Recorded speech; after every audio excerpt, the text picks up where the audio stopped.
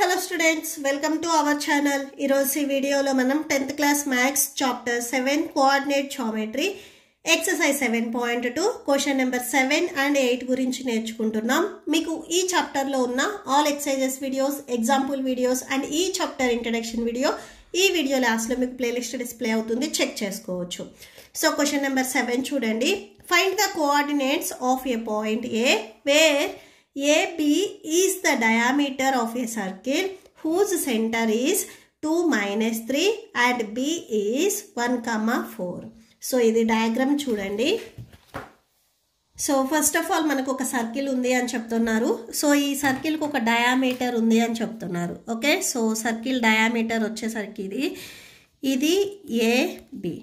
Okay, so ఈ diameter name వచ్చేసరికి AB. ఇక్కడ మనకి B పాయింట్ ఇచ్చారు 1, 4 అని, అండ్ సెంటర్ ఇచ్చారు చూడండి. హూజ్ సెంటర్ ఈజ్, ఈ సెంటర్ దగ్గర పాయింట్ వచ్చేసరికి 2, -3 అని చెప్తున్నారు. సో ఈ సెంటర్ని నేను O అని తీసుకుంటున్నాను. మనం ఏం ఫైండ్ అవుట్ చేయాలి అంటే ఈ ఏకి coordinates X and Y coordinates ఏవైతే ఉన్నాయో వాటిని మనము ఫైండ్ అవుట్ చేయాలి. ఓకే, సో సొల్యూషన్ చూడండి. Let AB be the diameter and O be the center of the circle. So ఈ సర్కిల్కి AB అనేది డయామీటర్ అవుతుంది, O అనేది సెంటర్ అవుతుంది. Okay, and next A coordinates వచ్చేసరికి మనకి పాయింట్స్ తెలియదు కాబట్టి X, Y అని తీసుకుందాము. అండ్ నెక్స్ట్ మీరు అబ్జర్వ్ చేసినట్లయితే ఈ O అనేది ABకి మిడ్ పాయింట్ అవుతుంది. Okay, so clearly O will be the mid point of AB. ఈ ABకి O అనేది ఈక్వల్ డిస్టెన్స్లో ఉంటుంది. ఓకే, సో మిడ్ పాయింట్కి మనకు ఫార్ములా తెలుసు కదా, సో అది రాసేసుకోండి. సో ఇప్పుడు mid point of AB. So next చూడండి, mid point of AB. So ఈ ABకి మిడ్ పాయింట్ ఏదైతే ఉందో సో దీనికి మనం ఈక్వల్ చేస్తున్నాము. Mid point of AB, mid పాయింట్ని ఫైండ్ అవుట్ చేయడానికి ఫార్ములా, అండ్ మిడ్ పాయింట్ వచ్చేసరికి ఇక్కడ మనకి పర్టికులర్గా ఇచ్చారు 2, -3 అని. సో ఈ ఫార్ములాలో ఉండే వాల్యూస్ మనం దీనికి ఈక్వల్ చేసుకుంటాము. సో A అండ్ B ఒకసారి రాసుకోండి. ఇది B. సో A వచ్చేసరికి X, Y and B 1, 4. So ఇది X1, Y1, X2, Y2. ఈ వాల్యూస్ని ఇక్కడ సబ్స్టిట్యూట్ చేయండి ఫార్ములాలో. X1 వాల్యూ X అవుతుంది, plus X2 value 1/2, next Y1 value Y plus Y2 value 4/2 equal to 2, -3.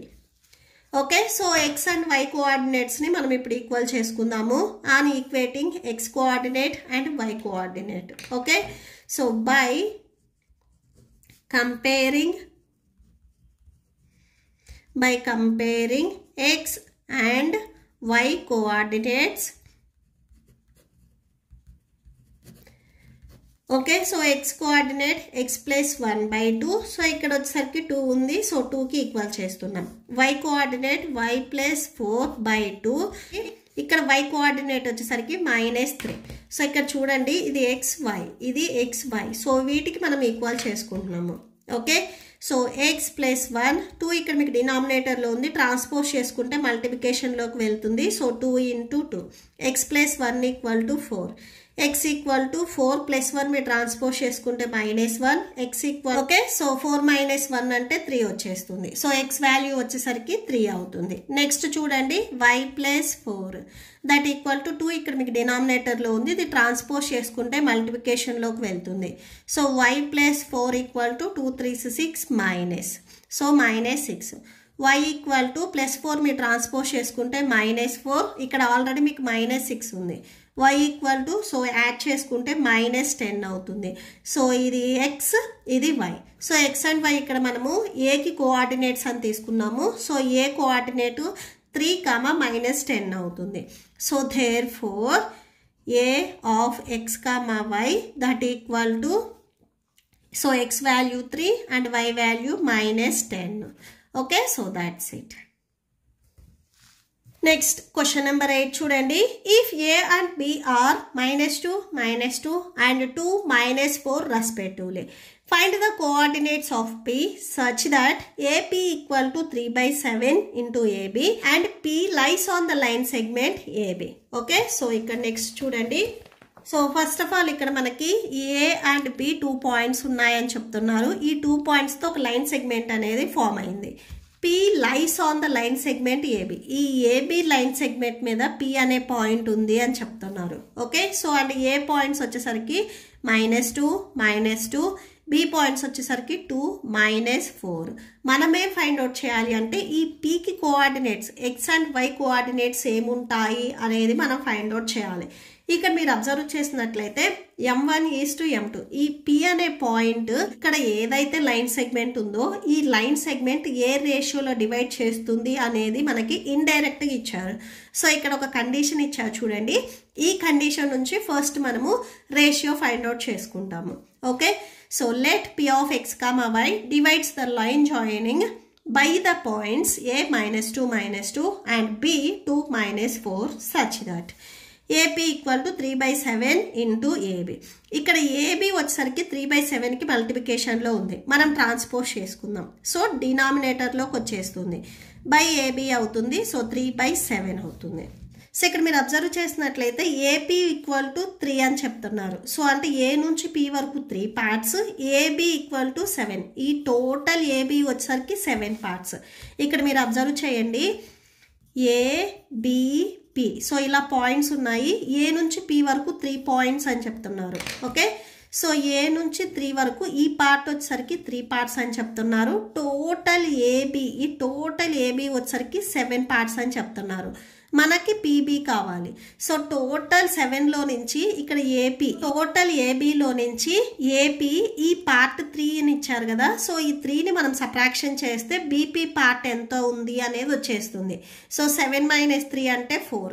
So ఇక్కడ చూడండి A నుంచి P వరకు టోటల్ పార్ట్స్ 3 అండ్ B నుంచి P వరకు టోటల్ పార్ట్స్ 7. ఇవి రెండింటిని యాడ్ చేస్తే టోటల్ AB మనకి 7 వచ్చేస్తుంది. ఓకే, సో ఇక్కడ రాసుకోండి. బట్ AP బై, సో ఇప్పుడు మనము PB రాస్తున్నాము, ఆర్ BP ఈక్వల్ టు 3/4 అవుతుంది.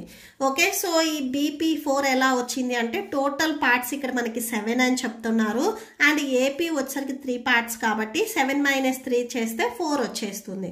సో BP ఈక్వల్ టు 4 అవుతుంది. సో ఇక్కడ రేషియో ఒకసారి రాసుకోండి. AP is to BP or PB equal to 3:4 అవుతుంది. సో ఇదే మనకి రిక్వైర్డ్ M1 ఈస్ట్ M2 అవుతుంది. ఓకే, సో ఇప్పుడు మనము X and Y coordinates find out చేయాలి. సో సెక్షన్ ఫార్ములా యూజ్ చేసుకుంటాము. సో సెక్షన్ ఫార్ములా ఒకసారి రాసుకోండి. Section formula,